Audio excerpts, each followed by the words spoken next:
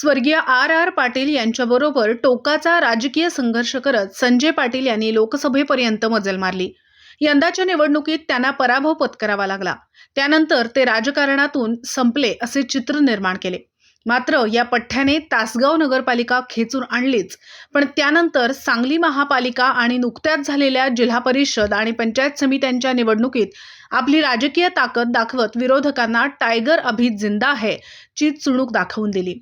सांगली जिल्ह्यासह संपूर्ण महाराष्ट्रात काका द बॉस म्हणून परिचित असलेले माजी खासदार संजय काका पाटील यांनी पुन्हा पूर्वीच्याच रुबाबात राजकारणात कमबॅक केले आहे.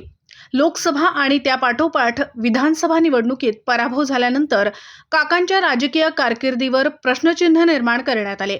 काका संपले अशी आवई उठवण्यात आली.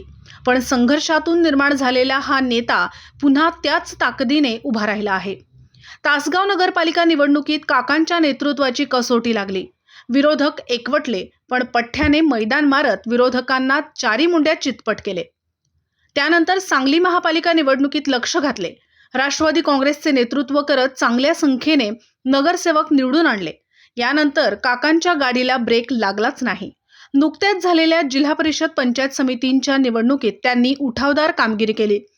तासगाव पंचायत समिती ताब्यात घेत काकांच्या लेखी पोस्टर बॉय अशी प्रतिमा असलेल्या आमदार रोहित पाटील यांची 35 वर्षांची सत्ता त्यांनी उलथवत खरंच आपणच बॉस असल्याचे दाखवून देत विरोधकांचे दात त्यांच्याच घशात घातले.